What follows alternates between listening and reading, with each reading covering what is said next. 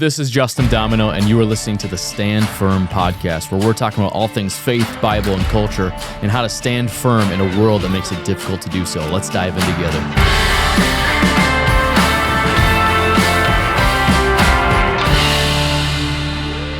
All right, I think one of the things our local community of, our church here in America, our local community here in Minnesota has had to grapple with over the decades has been the new cultural influence and the new influence of different religions, different worldviews. Because I think for a long time, our nation was at least principled on the Christian side of things.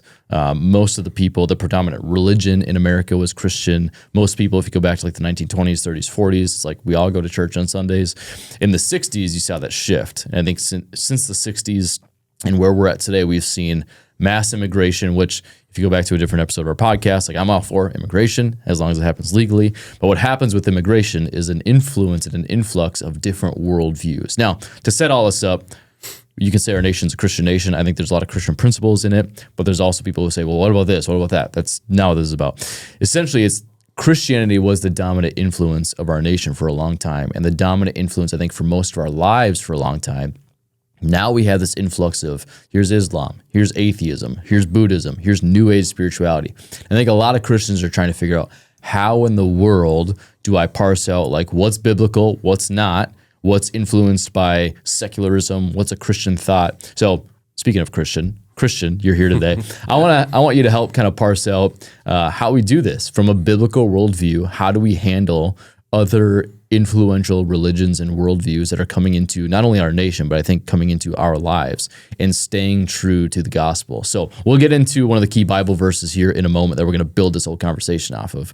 But what are your opening thoughts on this whole conversation topic? Well, kind of as you were given the opening spiel there, I think something kind of triggered in my mind is that the United States of America being what it is, that founded as a Christian nation, I guess, initially, then being a place that other people in the world desired to come to, just like in our cultural aspects and governmental aspects and all that kind of stuff, our religious traditions kind of took the same trend, that we were a place that other people came to. And so I think now that we see other people from other backgrounds and religions becoming even more prevalent, even in smaller communities like ours, right?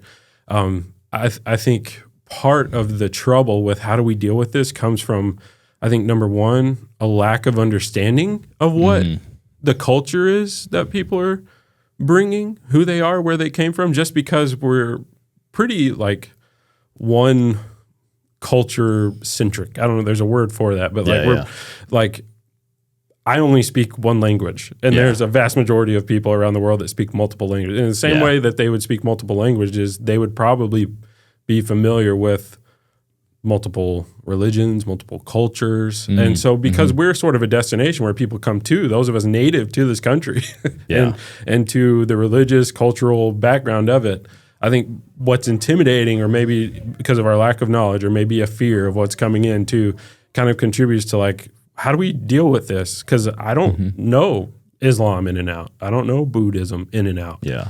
Like maybe some other people that would be rubbing shoulders with those folks more in the past. But now we have the opportunity, instead of being afraid maybe of what's coming in, and I understand we're not fully accepting everything as it comes in, right? We got to be discerning, but to understand what is here, like what these people who are new to our community, what do they believe? What is their culture? Where does it come from? So I think an understanding of that will help us figure out how do we approach this biblically, because I feel strongly rooted in the Bible and in Christianity, but what I don't know is, again, all the basic tenets and then even the details of some of these other religious aspects and cultures that are even right here in our community now. And I think for me, that's the biggest barrier. Is like, okay, what does it actually mean? you know? Maddie and I were talking about this recently, where we were talking about like the influence, and I'm a little bit more like, I'm a pastor. Like I've been to seminary. Undergrad was, Bible school. I went to private Christian school. The way that I live is like I've been taught by my teachers and by my pastors growing up, by my mentors, like everything you think about should be through the lens of the Christian worldview. And so that's in the back of my mind, I'm always thinking like, okay, how does my faith influence how I'm seeing things? I don't do that perfectly. So there's there's conclusions I come to that are not biblical. Like I'm an imperfect person just like everybody else. But the way that I've been coached and trained to think about life and everything that we do in life has always been like, what is the worldview that this person is saying this from? And what I strongly believe is that there's no neutral thought. And I think that that's, as our nation turned in like the 70s, the 80s, and the 90s to less like of this Christian influence into more like, hey, let's just be open to all things and there's freedom of religion, we've kind of rooted ourselves in, let's not camp in Islam, let's not camp in Christianity, let's not camp in anything, let's camp in secularism. Like let's allow people to do whatever they want to do, and we'll be sort of this neutral middle ground of secular, which is like we're not camping in this, we're not camping in that. But that's also a worldview to think through. Like if you're not thinking through the lens of Jesus, not thinking through the lens of Islam, you are thinking through the lens of there is no God or God isn't involved in our society. That is a way to think. And so we have to parse out like, okay, what's Christian, what's not? And I think in this whole process, a lot of Christians, and this is the main thrust of the conversation today, a lot of Christians have let other worldviews seep into their thinking for how they see the world, how they see their problems. So I want to root our entire conversation today in John chapter 14, verse 6, where Jesus said, the disciples were asking about like, hey, we got to believe in God, believe in Jesus, he's the Messiah, how do we live? Jesus said this, I am the way, I am the truth, and I am the life. No one comes to the Father except through me. And so what he's establishing there is that we all have a core central problem. Humanity is sick. We have sin. There's evil and suffering in the world. How are we going to solve that? By getting to heaven and spending eternity with God, I'll put it. What Jesus says is nobody comes to the Father except through me. So except through Jesus Christ himself, which means every other religion that teaches a different way to heaven now becomes false based on the words of Jesus. But what he established there was he said, I'm the way. I almost counted with my middle finger first. I'm the way, I am the truth, and I am the life, which means he's established a way to live, a truth to live by, and something that actually gives us life. Let me ask you this to get a little personal. Have you ever had a moment where you realized something that you were thinking wasn't coming from a biblical worldview, but it was coming from some other influence? Yeah. I think a lot of this was initially kind of in maybe the summer between my undergrad at Bible college and about to step into seminary. Because that was a time where it's like, okay, I just got 4 years of indoctrination, basically, is what it is. I mean, there's nothing wrong with that. I knew what I was signing up for. And then it's like, okay, I'm about to sign up for 3 more years of this. And there's that gap in the middle where it's like, okay, is this kind of am I a religious bigot? Because I think that this is the only way, and I'm about to commit the rest of my life to telling people that. And I think what it was is allowing the sort of, what you're talking about, like this secularistic idea that, you know what, this is really judgmental. I need to kind of come at it from where other people are. And I think that idea in and of itself can lead to bad places, which sounds pretty hardcore, just to be like, well, what's wrong with like trying to see the world through someone else's viewpoint? Well, if they're coming at it from a viewpoint that doesn't align with Scripture, it's not a good thing. But at the same time, how I think I worked through that was understanding that, and I took the example of Paul in the New Testament, and he's basically he understood the other person's argument just as well or better than they did in order to communicate a biblical worldview. And I think that's what kind of turned, at least made me more passionate about what I was doing in that time, because I realized I'm about to sit down and do some really intense study on this particular worldview, on this religion, on this way of living. But it would be helpful for me to know what some of the other perspectives are, so that I can counter them so that I can have an intelligent conversation with somebody. And I think that kind of encouraged me in that way, just like Paul did on Mars Hill, right? Like he's looking around at all these the different religions and different gods of the day, and he understood what they were being worshipped for and what the teaching was behind all that. But he said, look, there's a better way, and let me show you why. And so I think being able to understand and articulate the other person's argument better than they can is essential sometimes in winning a certain percentage of people. You're not going to win everybody through logic, but you'll win some. Well, I think that's when we get ourselves into a little bit of trouble, is when we're like, well, Christianity is the only way to go. And it's like, of course, like that's what we believe. Jesus said, I'm the way, the truth, and life. But that doesn't mean you shouldn't commit yourself, devote yourself to understanding what other people actually think, and be like, nope, nope, that's not right. Like Jesus said this. Like, of course, yes, but you have to understand the person so you can understand the arguments. You can understand how Jesus is actually better. Otherwise, you just sound like an uneducated bigot. We don't don't want that. And I want to clarify too, like as we talk about influences from other parts of the world, I'm not saying that like, hey, we don't want like Chinese influence. We don't want Russian influence. What I am saying is we don't want Buddhist influence. We don't want Islamic influence, because we look at these worldviews and they look at the problem of humanity and what the solution to humanity is in a totally different lens, totally different mindset. So let's and neither of us are like total experts on every other worldview, but we both do have seminary background. We've studied at least a little bit of other world religions. So I want to talk about and break down some of the more popular ways that people think, some of the more popular religions or worldviews. And let's start with, I think, the easy one, which is atheism / secular humanism. What do you know? What can you tell people about atheism and secular humanism? I mean, basically it is just that there is nothing out there really beyond us. Like the human capability is the ultimate capability. And as long as you're pursuing better, or greater from a human perspective, then you're on the right path. And so it's still, even in laying that out, you see the obvious, there's just incongruencies with that thinking, because it's like, okay, yeah, we live to better the human race. Okay, so who gets to decide? Who gets to decide what the best way is if there is no absolute authority beyond us? I mean, in that thinking, it's like Hitler had the right to do what he did because he's a human just like everybody else is. And so you just set up right there with that comment, which I think every atheist and secular humanist would say, well, of course I don't think Hitler should have done that. But what you just pointed out is that there is no moral framework. As Christians, we believe that our morality doesn't come from us. It comes from the Bible, which is God's word, what he establishes as truth, and we need to follow that truth. So when God says, do not murder, like that's why it's wrong, because God said, do not murder. Like he created human beings in his image. What's fundamentally true, even though an atheist wouldn't want to agree with this, is they actually have no moral framework for saying murder is actually wrong. Because if there is no God and there is no ultimate authority, we are all left to our own devices. And we either as individuals create our own morality, because where else are we getting it from? Or we decide as a group that this is going to be our morality.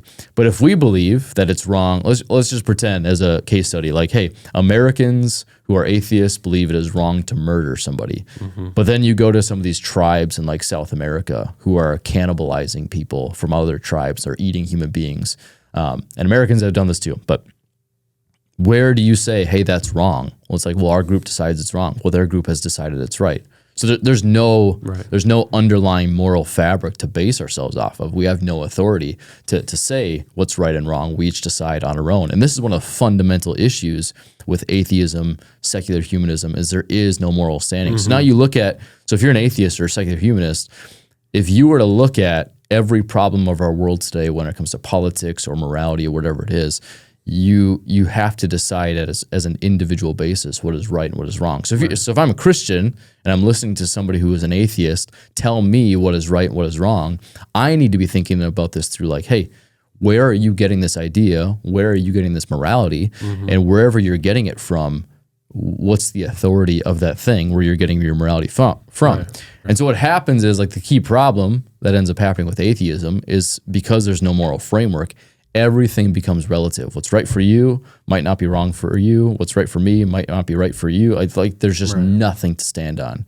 And now you have problems where it's like, well, now we have criminals who are getting let out of jail too early because some people don't think that prisons are okay. So like you have all of these issues that are coming from this worldview of like, there is no God, we are our own authority, and it creates absolute chaos. Yeah. I mean, that's the logical end of it, because what you're saying is, well, our origin was accidental, and you're saying the end, there's nothing there. So what does that say about what's between the beginning and the end, like the actual life that we live in? So ultimately, it's meaningless. And like, who am I to tell somebody else how they should live? But then the majority of people that ascribe to this belief system are going to say, they're going to be the morality police for more people. It'd be like, well, who are you to tell them that? Who are you to tell that this is what we should do? And they're still putting out some sort of moral framework that they've generated from who knows where. Like, we just evolved to preserve our species, and that's why we think this way. Like, it just doesn't make any sense. It's not logical. There's no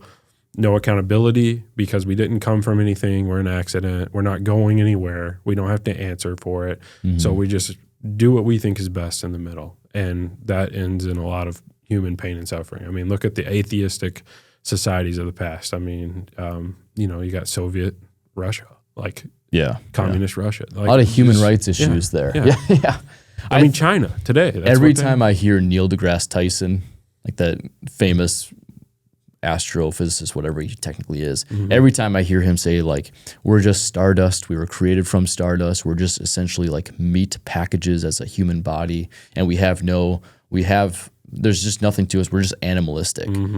And then he says something like, there's too much evil and suffering. Like, how do you define evil and suffering if you just think that we're animals with no purpose and no morals? And like, you can't do it. So one of the major problems is that atheism and secular humanism, it pretends to be this neutral ground, I think, but it's actually influencing the world in ways that Christians need to realize. Now, I don't want to sound like militant, like, let's go after all the atheists. Like, let's convert them, like the Great Commission. Love God, love people, go make disciples, which I think is a good transition into another famous and I think one of the most dominant other worldviews in our country today and in our lives today, which is Islam. In fact, New York City just elected Zohran Mamdani, one of the first Islamic mayors of New York City. It's a big deal. And you have a lot of people, and even Christians, who are like, well, what's the problem?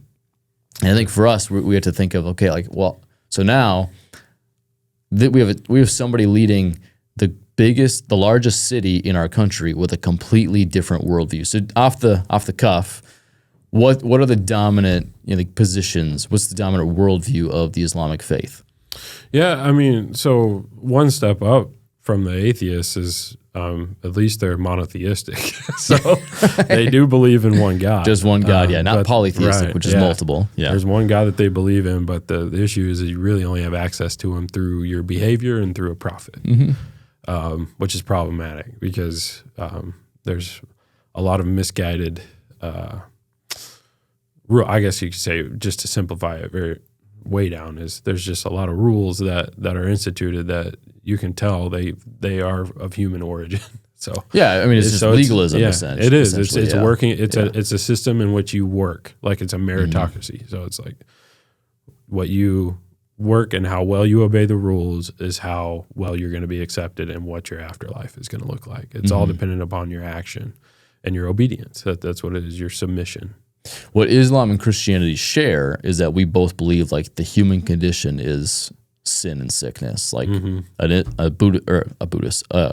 Muslim would tell you the same thing. Like, humanity, like we have a bunch of problems. Where we differ is how we solve that problem. So Islam follows the Prophet of Muhammad, who had his own issues for sure, like married underage, different conversation for a different time, but had his own problems. But what he taught as this is the way to Allah is there are 5 pillars, and these 5 pillars of the Islamic faith, this is how you get yourself to heaven. So it's praying 5 times a day. It's making your pilgrimage to Mecca or Medina in Saudi Arabia. And it's going through, like, if you have this sickness of sin, just do and stay obedient to these 5 pillars, and you're all going to be okay. Like you can live almost like a terrible life, but as long as you do these 5 things, your sins will be overlooked and forgiven, and you'll be able to get into paradise for eternity. The Christian version of that is, we are so sick in our human sin that we needed somebody who isn't sick in human sin to come down and be the sacrifice for us. And we receive salvation and grace. We receive everything based on mercy, grace, forgiveness, and love. And that's how we get to the Father. It's through Jesus Christ himself. Right. So it's not a merit-based system. It's not a works-based system. It is through Jesus Christ himself. How do you see, this is a big question. I didn't prepare you for this one, but how do you see the Islamic faith influencing our modern culture and maybe even the lives of everyday people who might be listening to this episode? So I'll go back to what I said earlier. I think right now the influence that it's having is it just causes a fear and like a little bit of a discomfort because let's just be honest, the average person that grew up in the United States, you have no clue like what Islam is. Really, we don't. And what the culture is. But now, I mean, I moved up here from Arkansas, okay? And so like there were only white people really in the town that I grew up in. And so we move up here and I'm living in really close to the cities. And all of a sudden we start seeing like our neighbor across the hall from us in our apartment was Somali. So like to me, it was just like, wow, this is the other side of the world across the hall from me now. And I have no clue what to do with it. And I think that's where a lot of people are right now. Is they're still just like, I don't know. And then those who are really forward thinking or progressive in their thought are like, oh yeah, we're just going to jump in and love this person and treat them and embrace fully what they are. Yeah. But they still have no clue what they're talking about. Still, it's just like, I know this is the thing that we need to do. And I think just the roots in our country from like 9/11, what happened too. So it's amazing that in just a couple of decades, just to see that in New York City, right? Yeah, just talking about. So I think right now, still everybody's just like, I don't know what to do with this, but because we're Americans and we should be accepting of everybody, we'll just kind of peacefully coexist, and that's fine. Like our country is set up for that. Like that's how our Constitution, and it allows for other people to come in and be a part of what we're doing. And ultimately to be that melting pot, right? And so I think as time goes on and as we continue to see more and more immigrants and refugees from these places that are Muslim or Islamic, I think a lot of that has is still out in front of us to see, because right now we just don't know what to do with it. But as it is more and more embraced, I think, again, I think it's going to cause some major division once people realize what it is that we're coexisting with.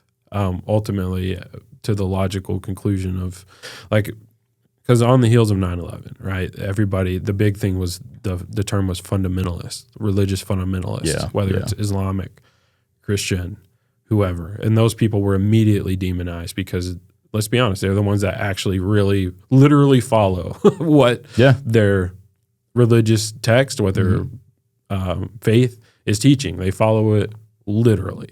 And like sometimes it's a good thing. Sometimes it can end in really bad things, right? Yeah. And so I think a lot of that is still out in front of us to see. But the effects right now are this sort of pseudo, let's all just get along. But at some point it's going to come to head where somebody's faith is going to infringe upon this sort of false utopian idea that we have, that we can all just get along. It reminds me of the coexist bumper sticker. You know what I'm talking about? Like you get the religious symbol that spells out the word coexist. Right. And the underlying hope is that we can all coexist and treat each other with love and dignity and respect and say freedom of religion, let's coexist together. If you get down to like the root principles of all of these worldviews and religions that are on the bumper sticker, they are all super anti one another. Right. Like the Islamic faith. And there's a ton of like really nice, peaceful, just good people, Muslim people for sure. This is not an episode to be like, they're all, wash off your neighbor, man. For sure, no. I would say that about any other religion. Right. There's a lot of really nice people. But at the bottom line of like the Islamic faith is to convert the world. And a lot of it, if you read the language of the Quran, if you read the language of some of their, I can't remember the name of what like their pastors would be called, but the imams, I think is what they're called. A lot of the language is like forceful, forceful conversion. It's like, if you are not Muslim, you are against us, and either convert or die. Now, a lot of that is like fundamentalist Islam. So not every Muslim wants to actually do that. But the bottom line is, Christianity is built on the Great Commission, which is go make disciples, right? Share your faith, try to convert. If not, take the example of Jesus and kick the dust off your feet and walk away. And Islam, I think, shares a little bit more of a violent or forceful conversion to it. Yeah. But to your point, like there is this thinking in our nation right now, and in most people, I think in America, of like, let's just all get along. And I hope that we can all get along. Right, yeah. But at some point, the extremes on all sides are going to come out and come to a head, which is going to cause us to rise in a ton of violence and hatred towards one another. So I think understanding the influence that the Islamic faith has in our everyday lives is crucial. Right. Let's get to another one here. And this is not like a full teardown of like every single world religion. Like we're moving quickly here. But one of the bigger ones that I see for sure and not just in our nation, but in our individual lives, even right here in our community, is New Age spirituality and how New Age has been a massive influence. And honestly, I think this is one of the bigger problems that Christians need to grapple with, because there is a ton of New Age thinking that is trying to marry itself with Christianity. So off the cuff, opening thoughts, what is New Age spirituality? What's its influence? Well, I'm going to try to keep it consistent with what I've been saying. So like going back to our atheistic, secularistic, whatever, people realize that that's not logical. And so now people are more open to admitting that, there's something out there bigger than us. Yeah. And that's where I think New Age has really taken off, is because people are willing to say, okay, there is like a universal conscience out there. Yeah. And we're part of it. And so that's going to, and we can access that through a lot of different things like, crystals, meditation, whatever, manifesting, what's another one? Psychedelics, right? Like we can gain access to this greater spiritual consciousness, because we know that nobody wants to believe that we're an accident anymore. I think the sort of new atheistic movement is dead. Yeah. I think that's a thing of the past now, but now it's this sort of repackaged thing. Like we still don't want to be accountable to a certain thing. Yeah, if I say it's Jesus, I have to listen to him. But this is the way Buddha, we can all get along, is just by accepting that we're all connected. In some way. And it's like, okay, that's a step in the right direction, because we are connected. We come from the same place, right? We were created by the same being. But it's not just some, disconnected consciousness out there that it's not vague. It's very specific. And I think that's where this conversation is going to make people angry. And that's what got Jesus killed. So it's what it is. But the exclusivity of Jesus. Like when Jesus said, I am the way, the truth, and the life, and nobody gets to the Father except through me. He wasn't trying to be like this, let's just be tolerant of all opinions, and let's just realize that, like, hey, when the Buddhists are worshiping and the Jewish people are worshiping and the New Age spirituality person is worshiping, the Islam, we're all worshiping the same God, just in different expressions. Right. It's actually radically far and not at all what Jesus is saying. Like he's saying, when he says, I am the way, the truth, and the life, like he literally meant, I am the way, the truth, and life. Like it's me. Nobody gets to the Father except through me.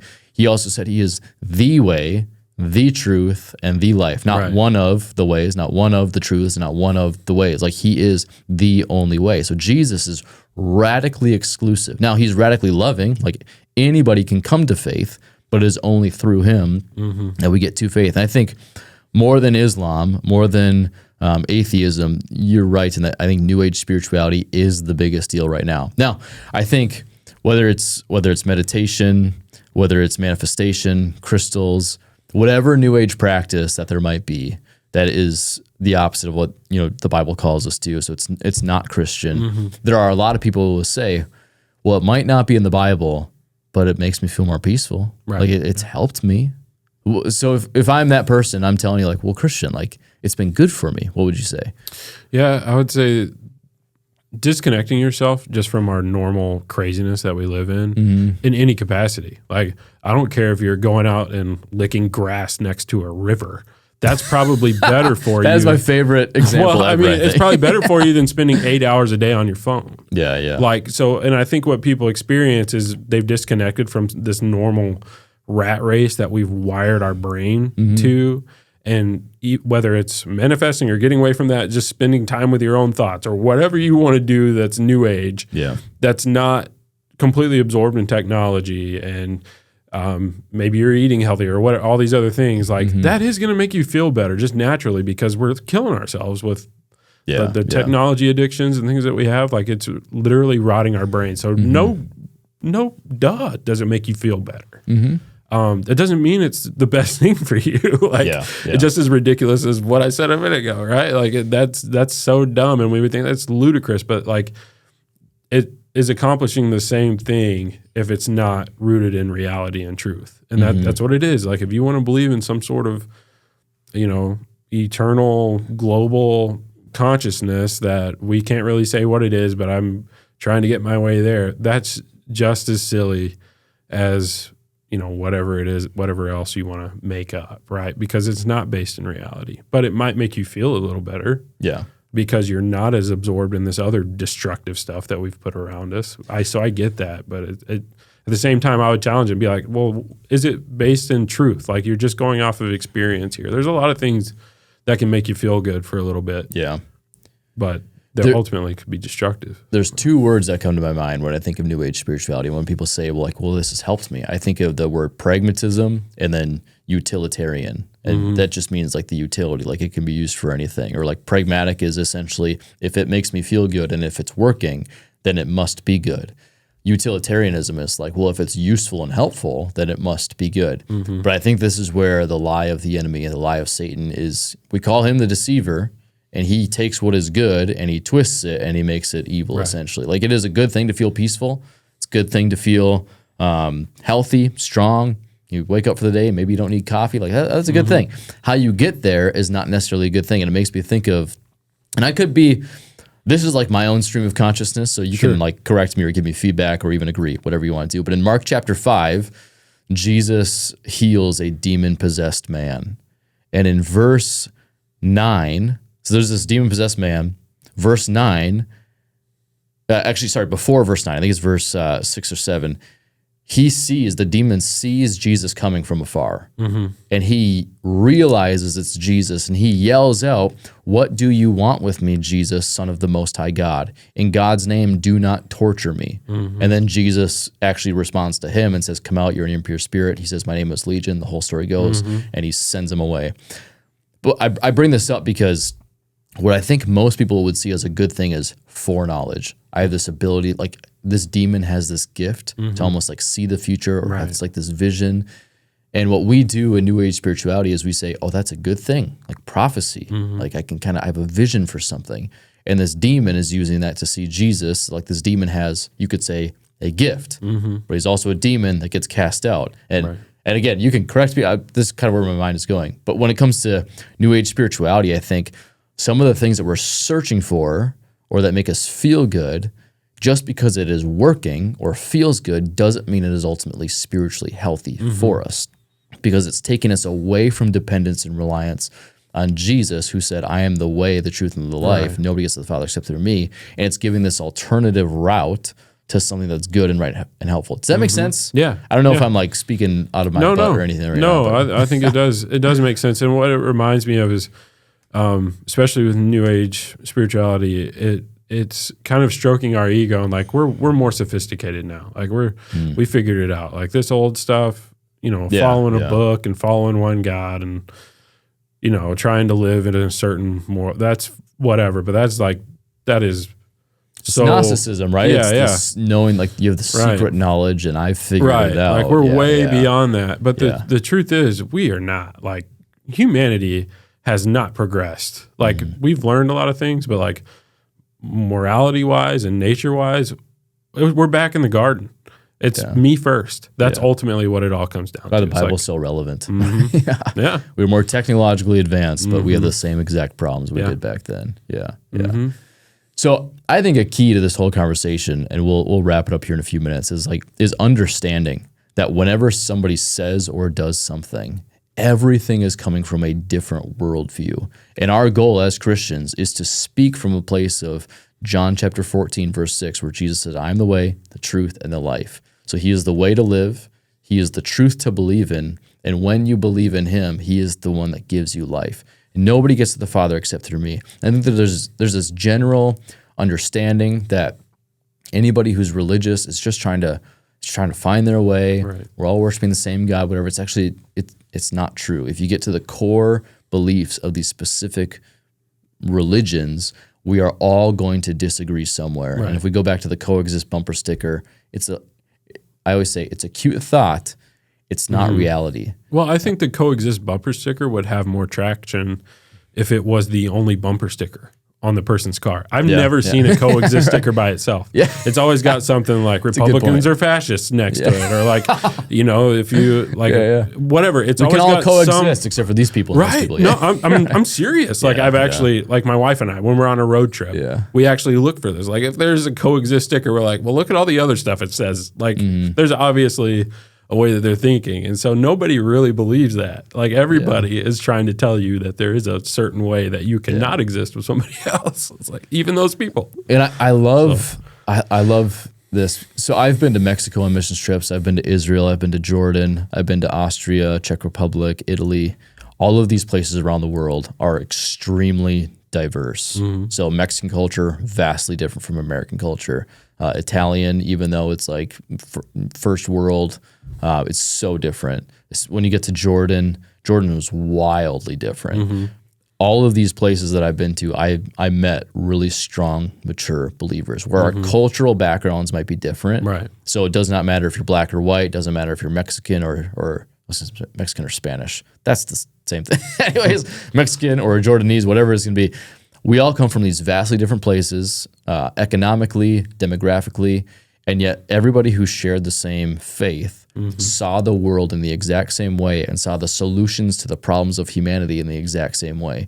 It did not matter if they were rich or poor. All of these people from these different countries were like, we need Jesus. It doesn't matter if you're black or white or Spanish or whatever.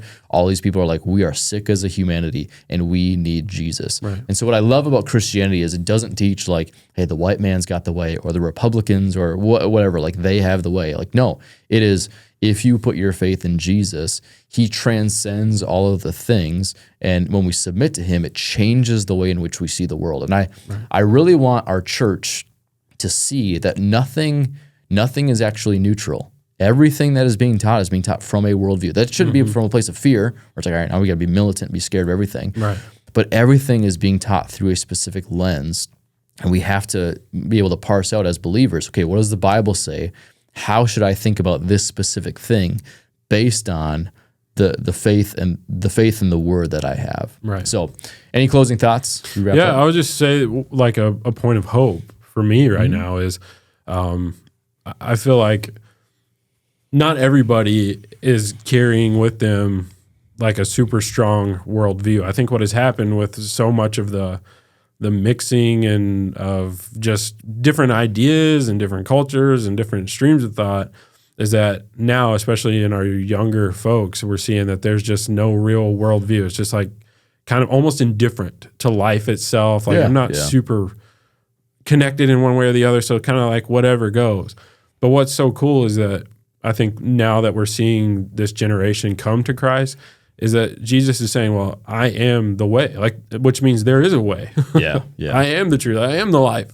Like, come to me, because I think right now everybody's just been so conditioned to think, it's just whatever. But people really are looking for direction. Like they really are, especially young people. And so to me, that's where the hope of the gospel is. The hope of Christianity is like, let me tell you the way. Let me show you the way. Yeah. Because there is one, and we believe that. And I think people are responding to that now. So that makes me hopeful. Yeah. I think that's why we're seeing some of a revival, not only in our nation, but around the world, especially in this nihilism, I think, is a word that not a lot of people are familiar with, but it is one of the dominant worldviews, especially among younger people. I think you just hit the nail on the head. And nihilism is like nothing matters. There is no meaning. There is no purpose. So go do what you want to do, which is, if you've ever seen the movie Fight Club, like every young man loves Fight Club. And that's the whole premise of the movie, is that nothing matters. So go do whatever the heck it is that you want to do. But what you just said is crucial. Like when we follow Jesus, he gives us a way, he gives us truth, and he gives us life, and he gives us direction and purpose. And it's what every single, I think, young person, every single person, but especially young people, they need is purpose and direction. And Jesus is the source of it all. And we want to see everything through his life, his truth, and his way. So thank you. Yeah, man.